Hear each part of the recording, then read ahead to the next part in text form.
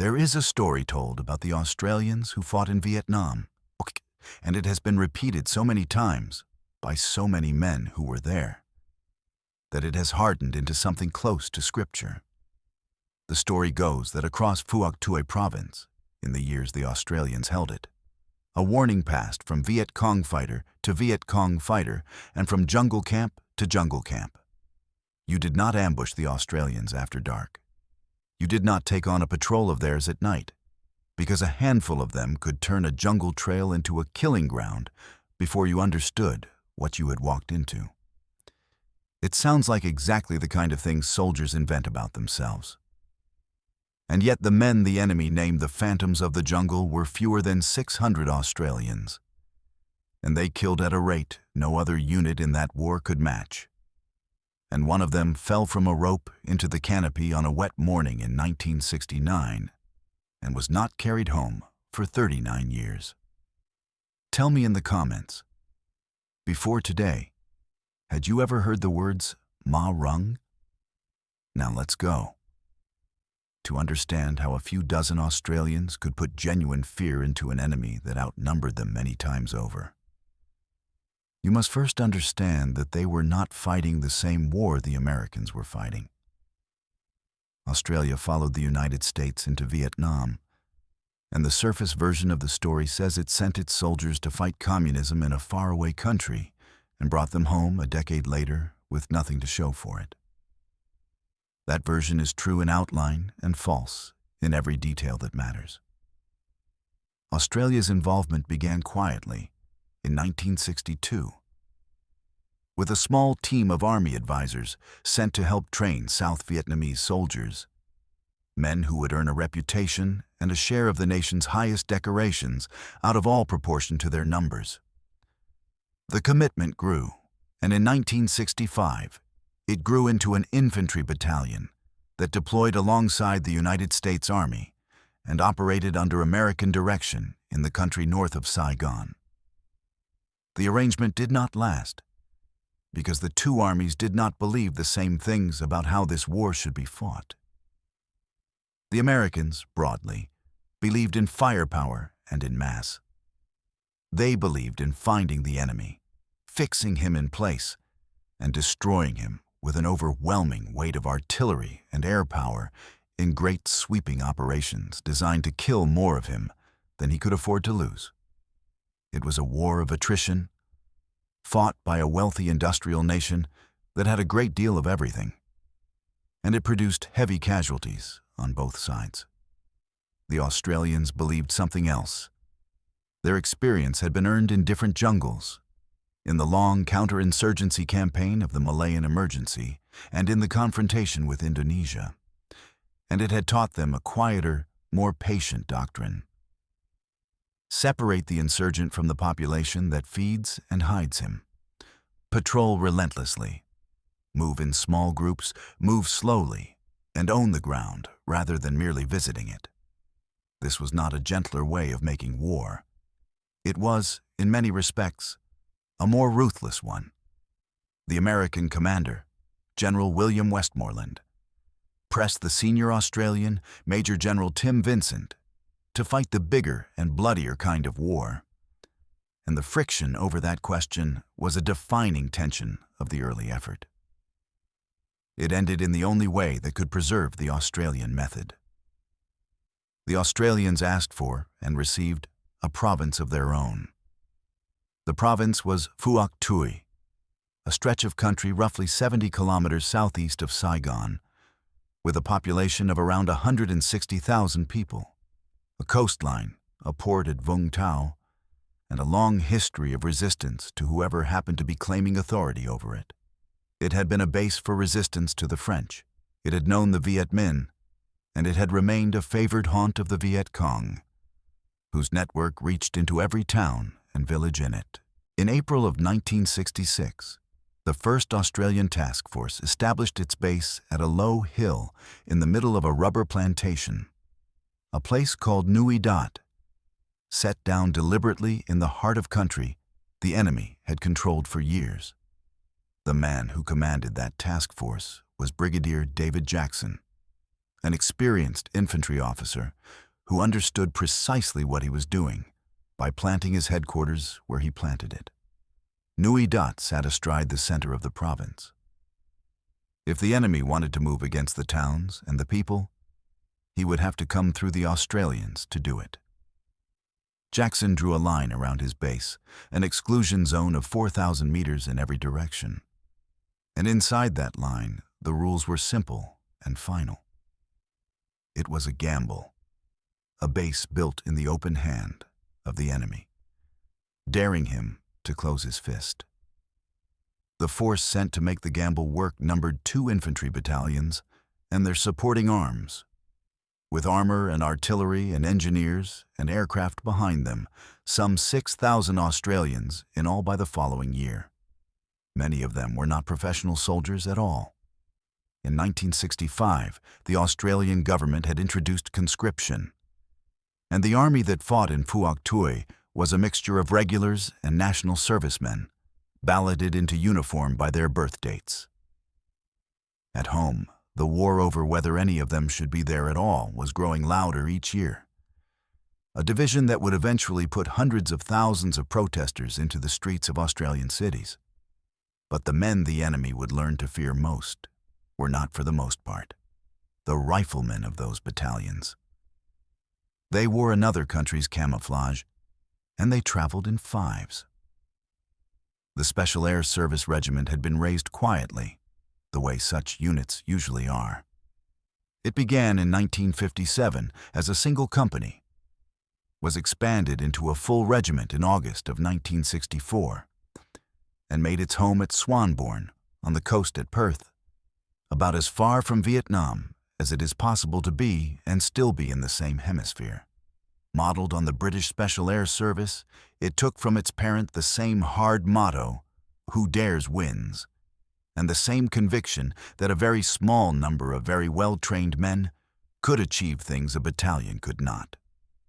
The regiment was first-blooded in Borneo, conducting reconnaissance patrols that often crossed quietly into territory where they were not officially supposed to be. Learning the cross-border craft of moving unseen through hostile jungle and coming home again with what they had seen. By the time the Australians took Phuoc Tuy, the regiment had 3 Sabre squadrons, and across the years that followed, each of them would rotate through Vietnam and complete 2 separate tours. From late 1968, a troop of the New Zealand Special Air Service was attached to each Australian squadron, and the 2 worked as one. These were volunteers, and many were national servicemen, conscripts who had been balloted into the army and had then chosen, of their own accord, the single hardest path that the army offered. Selection was built to break most of those who attempted it, and most were broken, returned to their parent units without disgrace, but without the badge. Because the work demanded a rare combination of physical hardness, patience, and the kind of self-command that does not crack when a man has been awake and frightened for 3 days running. They operated in patrols of 4 to 6 men, and the discipline that held those patrols together was the discipline of silence. They wore American camouflage rather than Australian, because they worked far beyond the protection of any friendly line, deep in country the enemy believed he owned, and there was no sense advertising whose soldiers they were. What they did, in essence, was watch. They were the eyes and the ears of the task force, sent out to find the enemy, to count him, to map his routes and his camps and his habits, and to bring that knowledge back so the heavier units could act on it. And when they were not watching, they were ambushing. The enemy they watched was not a rabble. The principal local force in the province was the D445 Battalion, a unit the Australians came to know intimately and never once underestimated. By the time it was formally raised in May of 1965, it numbered some 350 men, recruited from the villages of Phuoc Tuy itself. Men, and sometimes women, who had grown up on this ground and knew every track and watercourse and stand of bamboo on it. Behind them stood the main force regiments of the Viet Cong, better armed and better trained than the local guerrillas, capable of concentrating into a force that could threaten the task force itself. And behind those, as the years went on, came North Vietnamese regulars. The Australians rated the D445 Battalion as very nearly the equal of a main force unit, and they meant it as a compliment. The contest in Phuoc Tuy was not a strong army against a weak one. Here professionals faced professionals on ground that belonged, by every measure of familiarity and history, to the men trying to drive the Australians out. What turned a handful of outsiders into something an enemy would learn to walk around was not courage by itself. Courage was assumed. Every soldier in that jungle had it or learned to counterfeit it. What set the Australians apart was a method. They did not wait behind the wire for the war to come to them.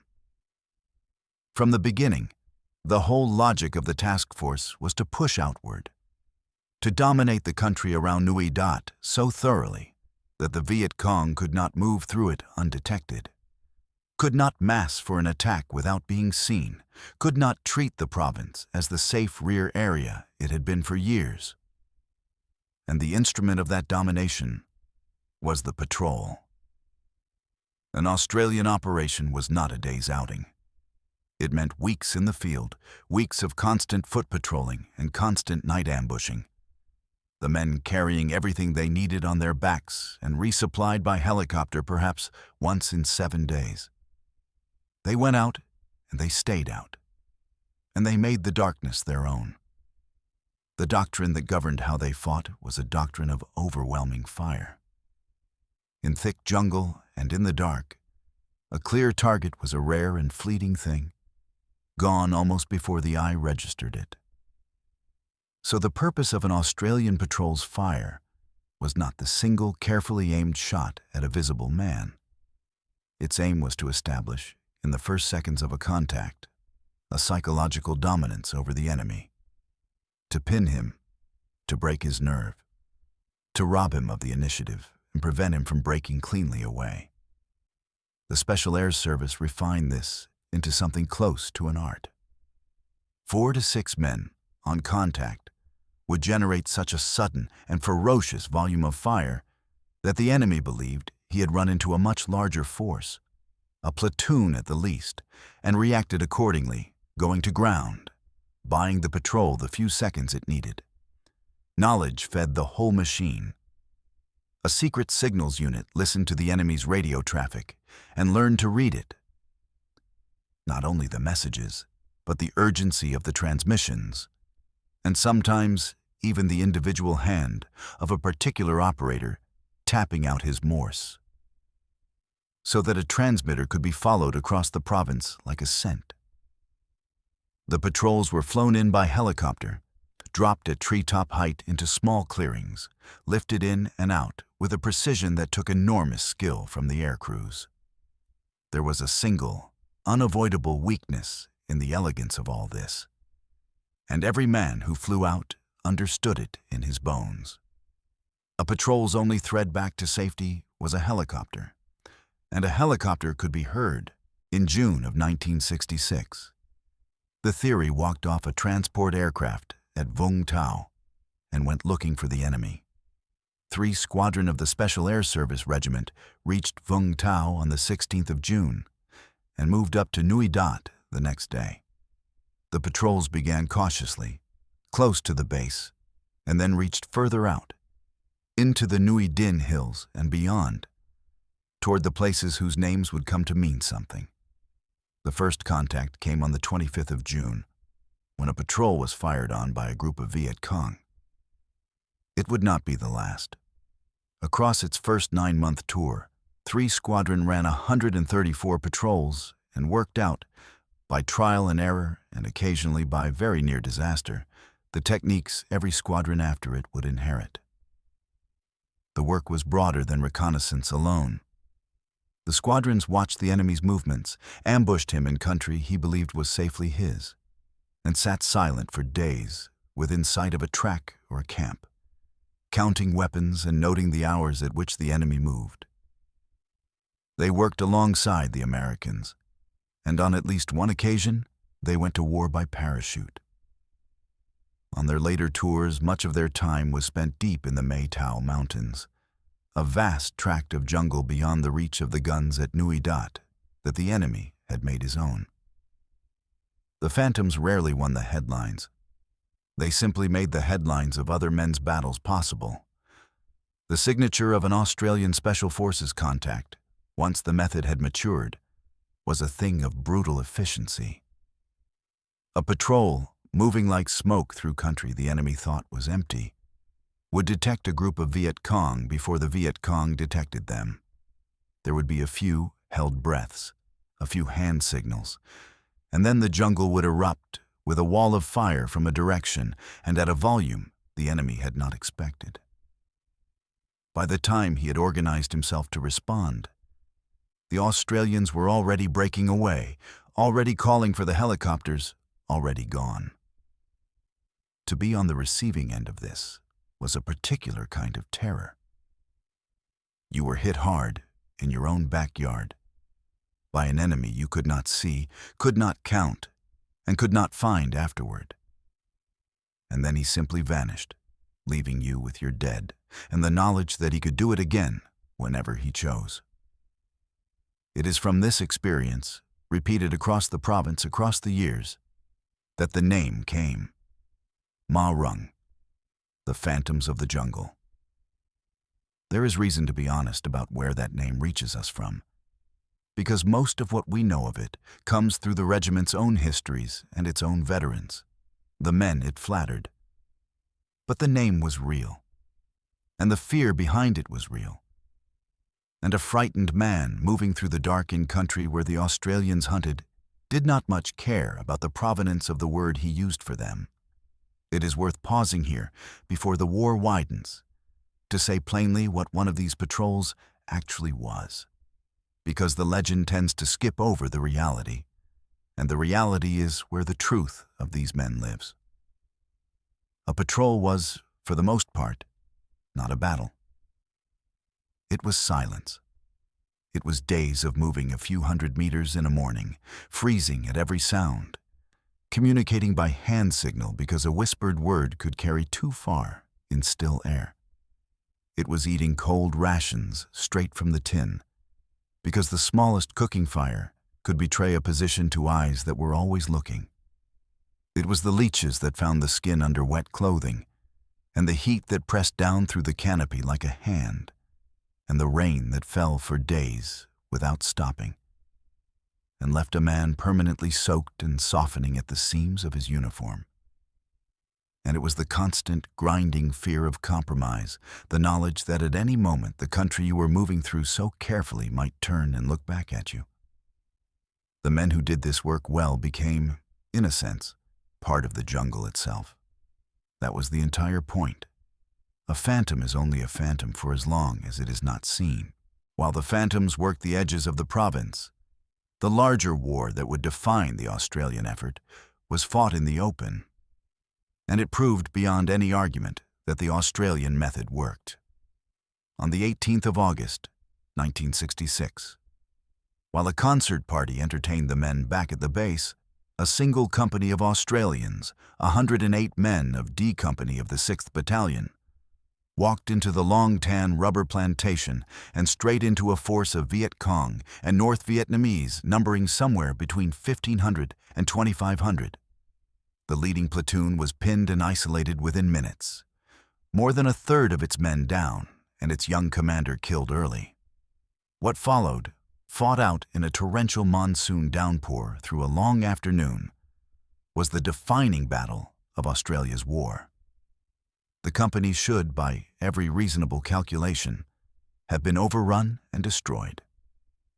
It was not because of the discipline of the men inside it, because of a relief force of armored carriers that smashed into the enemy's flank at last light, and above all because of the artillery. More than 3,000 rounds of it, fired from Nui Dat with such accuracy that the gunners dropped their fire almost onto the heads of their own infantry. so that the shrapnel tore through the massing attackers in the open ground between the trees.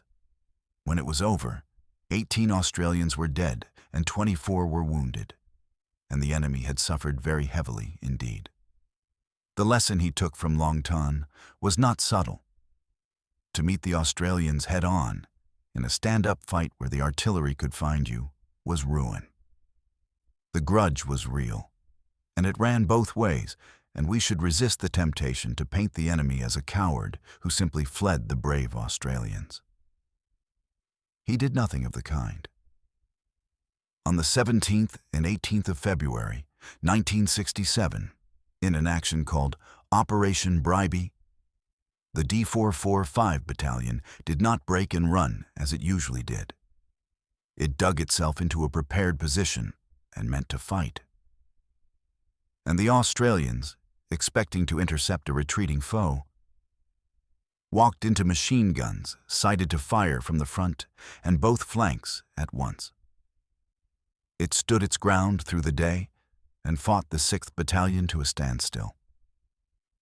And when it was done, 8 Australians had been killed and 27 more wounded.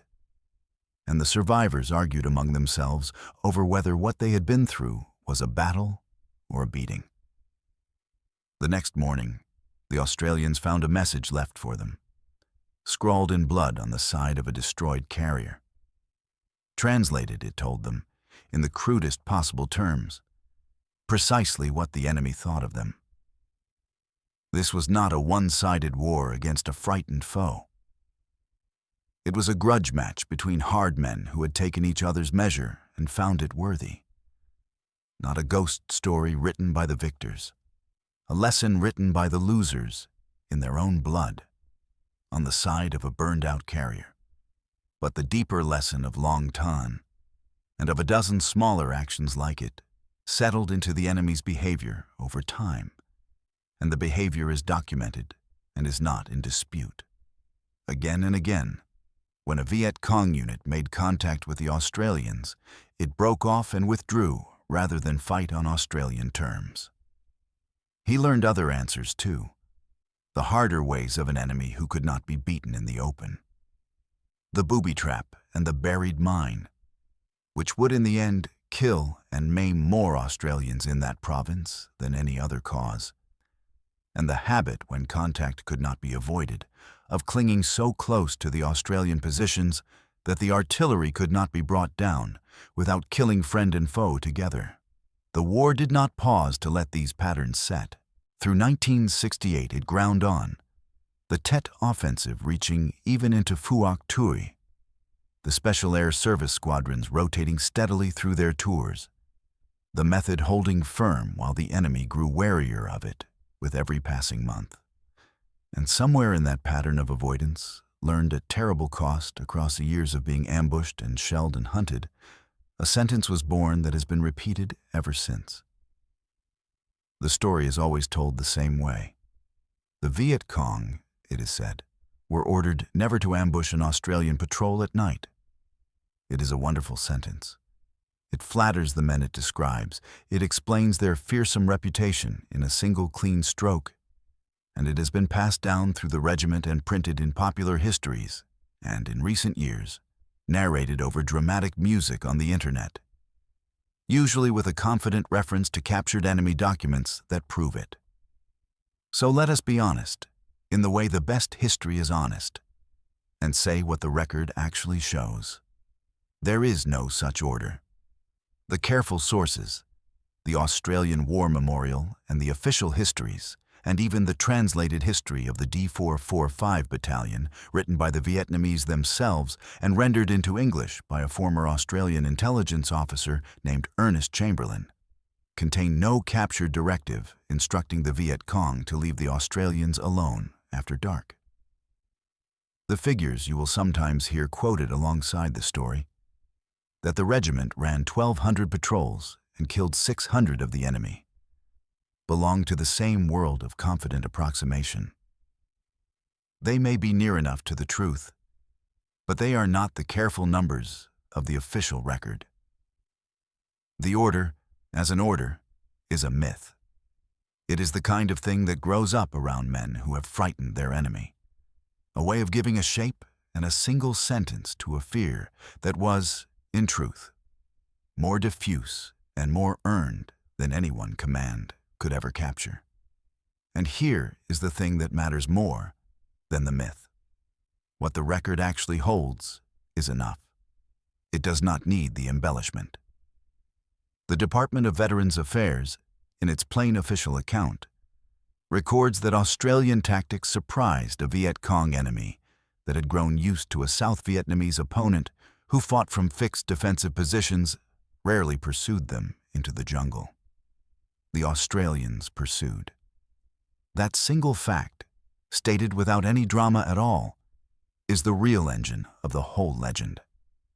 An enemy who had learned across years that he could strike at the government soldiers and then retreat into the trees in perfect safety, suddenly found himself facing soldiers who followed him into the trees, who were sometimes already in the trees, waiting, who hunted in the night he had always treated as his own. Add the documented habit of breaking contact rather than standing to fight, and the genuine name the enemy gave the special forces. And then add the one hard number that settles the argument. Across the entire war, the Special Air Service Regiment held the highest kill ratio of any Australian unit in Vietnam. And it did so while losing, in all the years it fought there, a single man killed in action, one more who died of his wounds, 3 killed in accidents, 1 lost and missing, and 1 dead of illness, with 28 wounded, out of 580 men who served. Set those losses beside what the regiment inflicted, and you do not need a forged order to explain the fear. The order is myth. The fear was real. And the truth of these men is more honest, and in the end, more haunting than the legend built on top of it. Not an order, a reputation.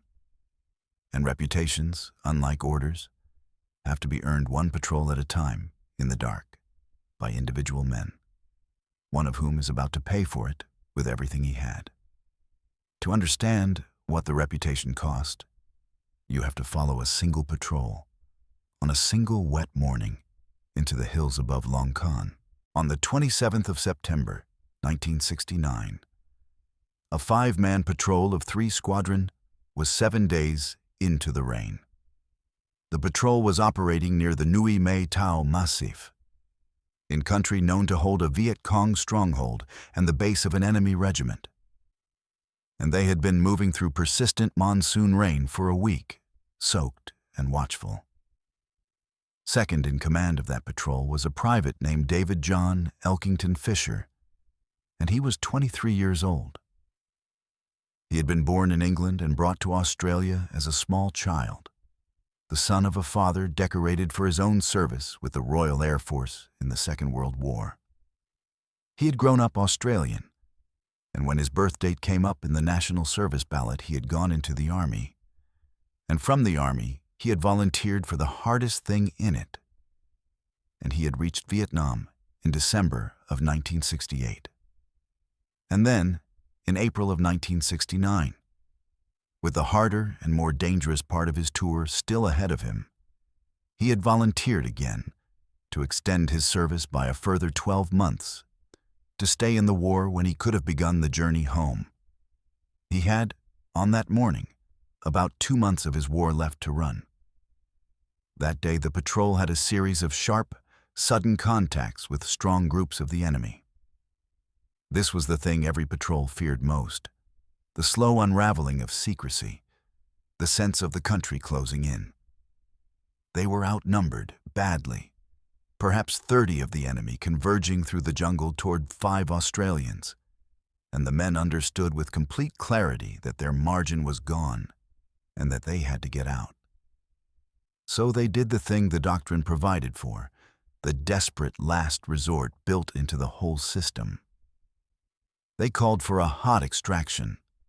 A hot extraction was the business of lifting men straight up out of a fight, of sending helicopters down to a patrol still in contact and pulling the men out under fire, vertically, into the air, because there was no longer any safe way out along the ground. The Royal Australian Air Force flew the mission, knowing exactly what it was flying into, sending gunships to suppress the enemy and troop carriers to make the lift. The air crews fully expecting to be fired on as they came in over the trees.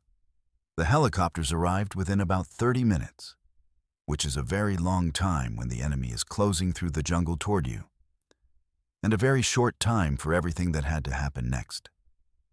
Roping men out of the jungle was the most dangerous routine the regiment ran. When there was no clearing to land in, and there was usually no clearing, the only way out was straight up. The helicopter holding a hover directly over a patrol in contact, while the ropes went down and the men clipped on. The aircraft a fat and motionless target above the canopy. For as long as it took, the men beneath it utterly exposed. It worked because the air crews were willing to hold that hover under fire, and because the men on the ground were drilled to the point of reflex. But it asked a great deal of a metal clip and a cold pair of hands. On that morning, the helicopter came in low and dropped its ropes through the branches. And the men did what they had trained to do. Under fire, with the enemy closing, each man clipped the carabiner on his harness to the rope and was lifted straight up out of the jungle, through the canopy and into the open air beneath the laboring aircraft, to be carried away dangling on the line until the helicopter could reach somewhere safe to set them down. The men came up through the trees, and the helicopter gathered speed, and the gunships hammered the ground where the enemy was, and the aircraft pulled away, with its men hanging beneath it.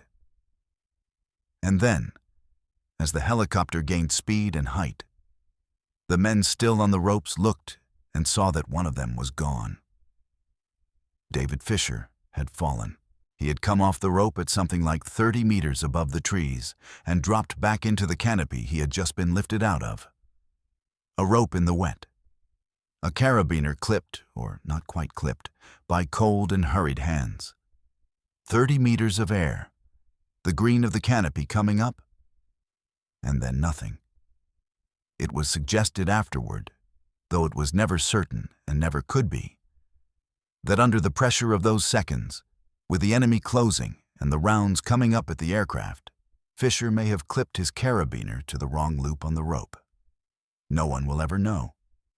What is certain is that a young man who had volunteered to stay in that war when he could have gone home, who had 2 months left to serve, fell out of the sky into enemy-held jungle while his patrol watched, helpless, from the air above him, and was gone.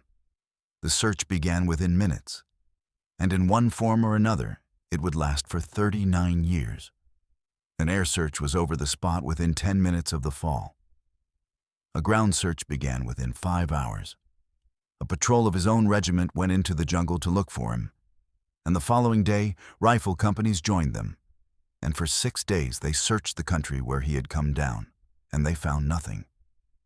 There was no body. There was, in the cruelest sense, no enemy to blame, no firefight to lose him in, no last stand to honor, only a man who had been lifted to safety, and then, by some small failure of a metal clip or a tired hand, had not been. He was declared missing in action, presumed dead.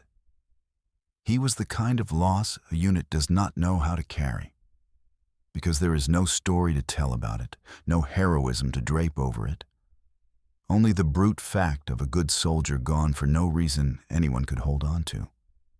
His commanding officer on that tour was a major named Reginald Beasley, and Beasley is worth knowing because he understood something about what this kind of war did to the men who fought it well.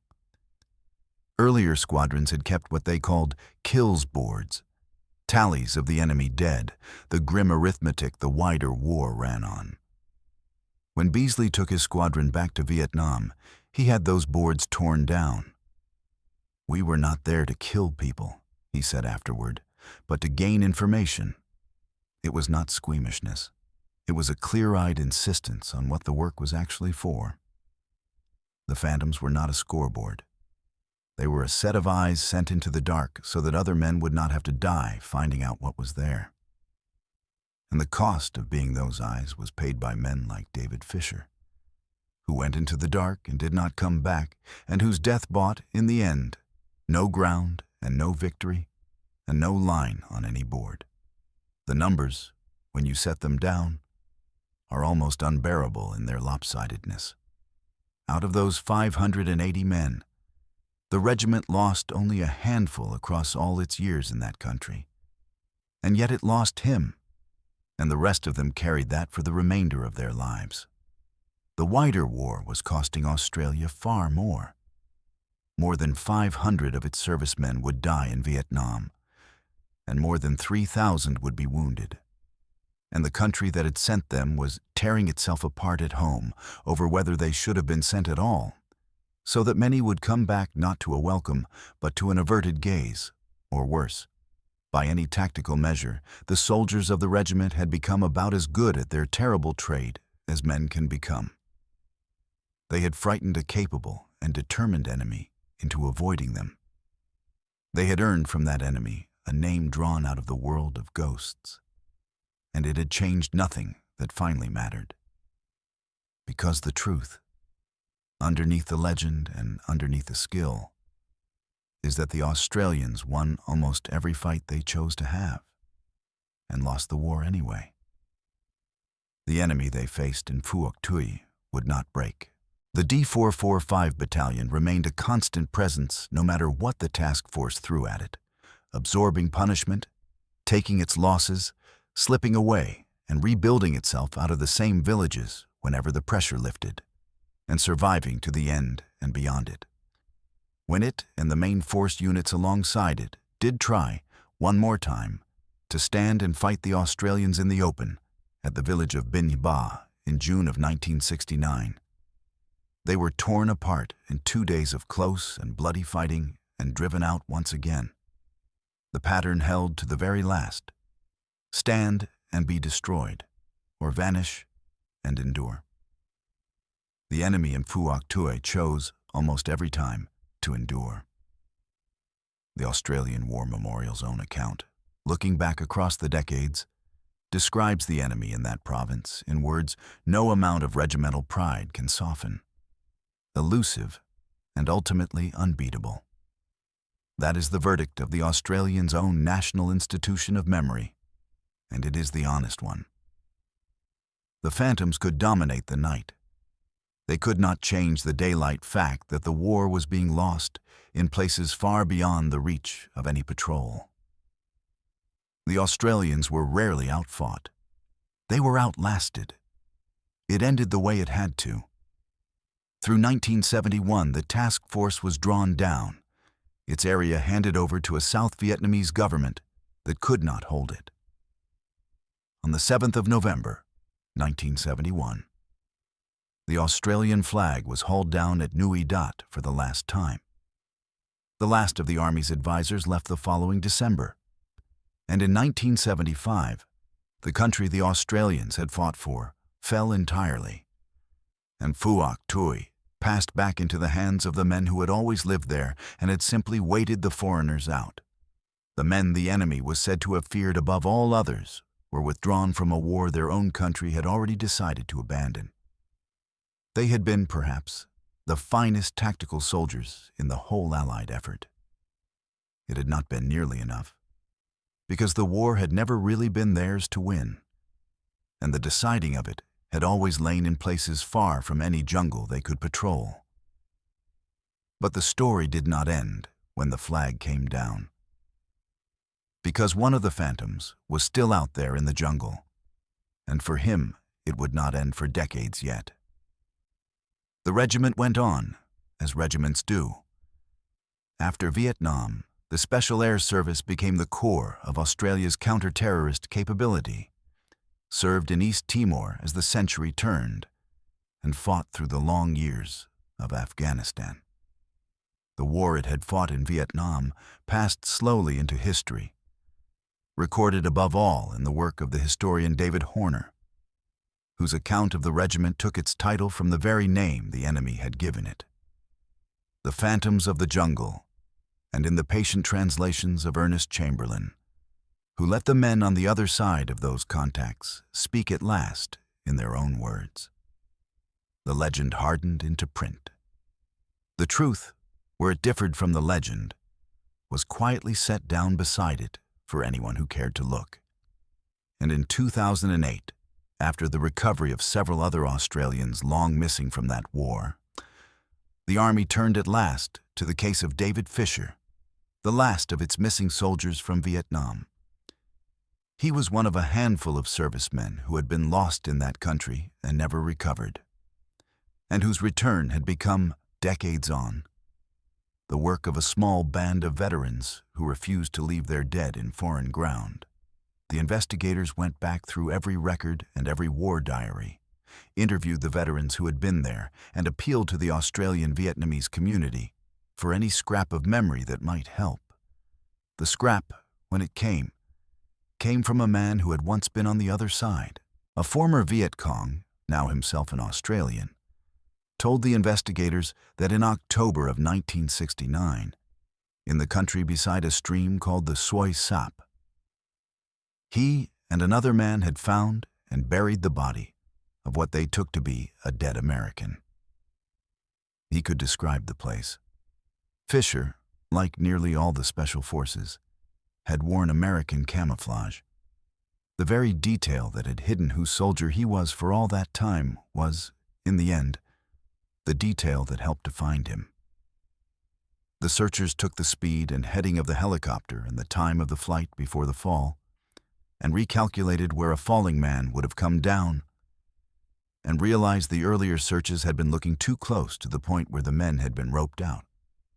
They went to the new ground in August of 2008, and they found a large bone lying in a pool of water, and beside it a scrap of plastic from the kind of collapsible water bladder the Australian Special Forces carried and the Americans did not. Then they found more, and at last they found his dog tags, with his name on them, where they had lain in foreign earth since the year he fell. Private David Fisher was brought home to Australia in October of 2008. The men who escorted him were his own, his former commanding officer among them, and his patrol commander, and men who had been on that patrol with him on the day he fell. Mates who had not forgotten him across nearly 4 decades, and who stood at the air base to see the last of their company come home. In the parliament of the country he had grown up in, his story was told aloud, and it was called a story of courage, of loss, and of mateship, of men who had not abandoned their friend through all the years he lay on foreign soil. On the memorial that records the Australian dead of that war, the words beside the names of the missing had read, "For a generation, missing in action." For David Fisher and for the others brought home in those years, the words were changed. They were made to read instead, "Home at last." So we come back to where we began, to the story that the enemy was ordered never to ambush the Australians after dark. There was no order. There was a reputation, and it was earned the only way reputations are ever truly earned, one patrol at a time, in the dark, by individual men who walked into the country of an enemy who outnumbered them many times over and made themselves into something that enemy learned to fear and to avoid. They did not lose that reputation by inventing it. They paid for it. David Fisher never came home to the life he had 2 months left to begin. More than 500 Australians never came home at all. The phantoms of the jungle lost almost no one and could not save him, and carried his absence across all those years until they could carry his coffin instead. The legend says the enemy was made to fear them. The record says the enemy simply learned to disappear before them, and that they learned to disappear better, and to hunt in the dark he had thought was his. And the distance between the story a country tells about its soldiers and the price those soldiers actually paid is the distance in which the real history of Australia's war is written. They won their fights. They lost their war. And the young man who fell from the rope into the canopy and waited 39 years in the earth of Long Con for his mates to come and find him is the truest thing the legend ever produced. If you believe David Fisher and the men who carried him home deserve to be remembered, leave a comment below.